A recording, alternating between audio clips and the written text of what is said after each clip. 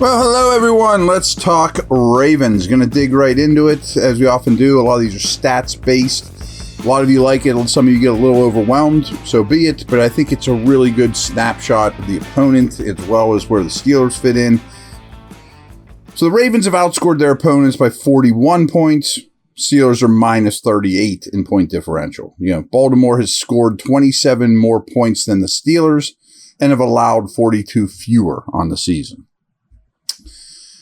The Ravens have scored 8 more touchdowns through 4 weeks than their collective opponents. Just think about that. Every game they play, they score 2 more touchdowns than the team they're playing against. Baltimore produces 7.6 yards per passing attempt and allows just 4.9 yards per attempt through the air. Huge discrepancy in terms of what they're producing and allowing in the passing game.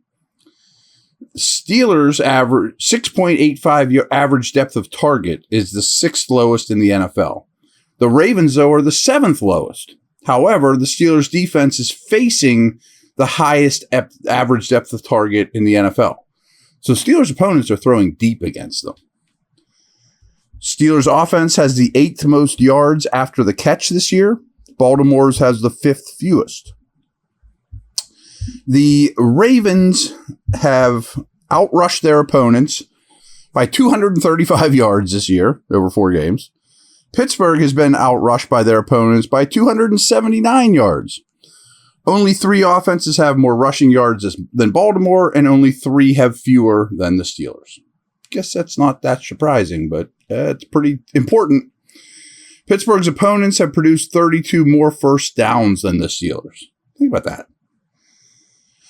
Steelers are +3 in turnover ratio, while Baltimore has given the ball away as many times as they have caused a turnover, so they're even Steven.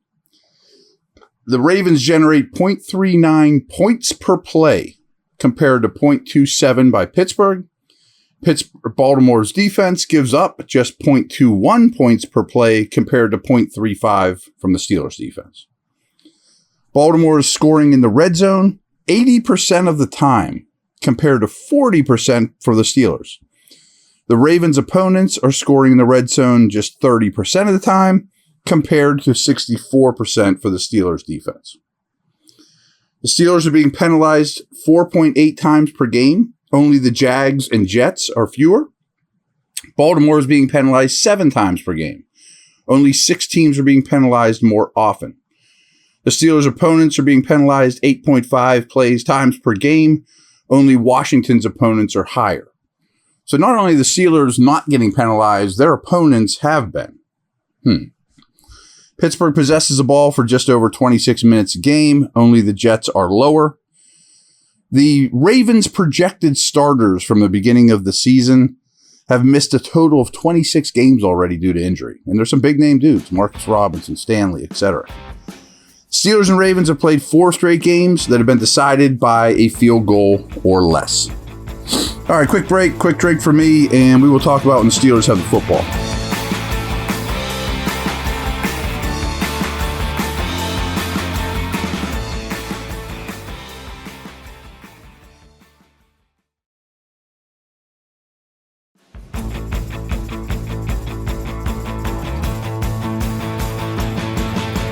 As you can probably gather, a lot of these stats aren't going to be real flattering for your Pittsburgh Steelers. They average 4.6 yards per play. The Ravens allow just 3.8 yards per play, tied for San Francisco for best in the league. The Ravens' defense is 3rd best in points allowed per game, as well as opponents' yards per game. The Steelers use 11 personnel, 1 back, 1 tight end, at the NFL's 6th highest rate, but just under 96% of the Steelers' offensive snaps have either been 11 personnel or 12 personnel. Might be time to mix things up a little.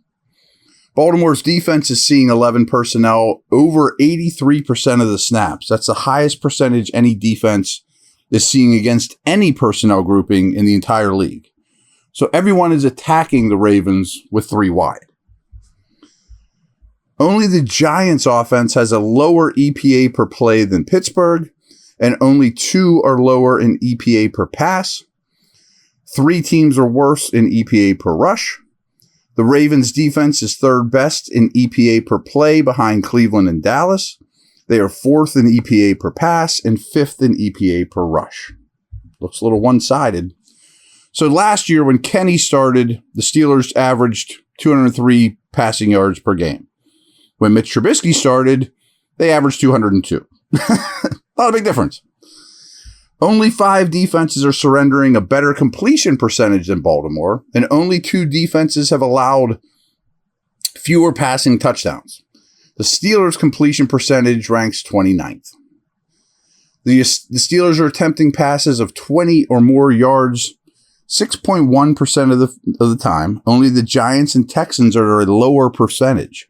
Pittsburgh only has 8 such attempts through 4 games of attempts 20 or more yards downfield. Baltimore's 4.9 yards per attempt allowed is the best in the NFL. The Bengals are the only passing attack that has generated a higher percentage of their yardage after the catch than Pittsburgh. Only the Jets have a lower percentage of passes deemed catchable. It's pretty bad. I mean, very high uncatchable pass rate from the Pittsburgh Steelers. 48% of the Steelers' dropbacks have been deemed under pressure. That's the highest percentage in the league. Just 22.5 of the Steelers' passing plays have resulted in a first down or touchdown, the lowest rate in the NFL. Calvin Austin has an average depth of target of just under 12 yards. Pickens is at 11. Allen Robinson's at 6.5.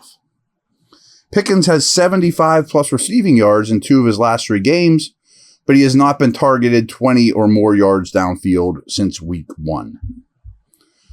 On throws 10 plus yards downfield to wide receivers, the Ravens allowed just 39% of those targets to be completed, with 0 touchdowns allowed. That's second best in terms of completion, obviously. Baltimore's 4.1 yards allowed per pass is the best in the NFL. The Steelers' offense is 25th. The Ravens' defense is best in the league on a yards allowed per route run basis. Darnell Washington, who looks like he's going to be starting, right? He's been targeted just once this year. He's run 40 routes. He's gotten targeted once. So Najee and Warren have each run a pass route on 42% of the Steelers' pass plays this year. Warren's been targeted on 17% of his routes. Harris at just 6%. Only 3 offenses target their running backs a higher percentage of the time than Pittsburgh, but Warren has 18 receptions this year compared to 4 for Harris. Only 3 teams are throwing backs more. Baltimore's defense has 15 sacks this season. 8 different Raven defenders have sacked an opposing quarterback this year, but none more than Kyle Hamilton's 3. However, no defense in the league has generated more negative yards from sacks than the Ravens. Only 5 defenses have a worse pressure rate than Baltimore, though. So they have gotten home whenever they have, their sacks. They're not a high pressure team, but they make their pressures count into sacks. That's what I'm saying. 8% of the Steelers' rushing attempts have resulted in explosive runs, 15 or more yards. Only Miami and Arizona are higher, are better. In terms of missed tackles forced per rushing attempt, there are only 5 offenses better than Pittsburgh's. 72% of the Steelers' rushing yards have come after first contact. That's the 4th highest percentage in the NFL.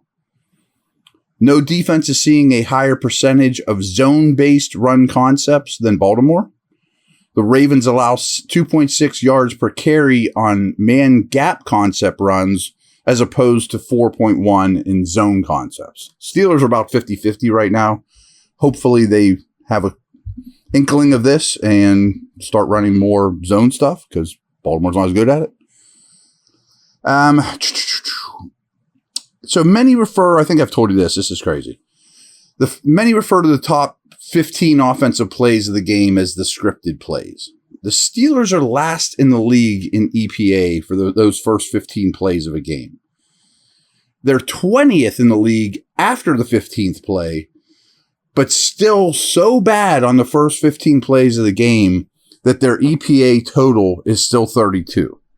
You might want to hit rewind on that. Like, they're so bad in the first 15 plays that even though they're close to average after that, they're still for the whole season 32nd because they're so dreadful to start the games.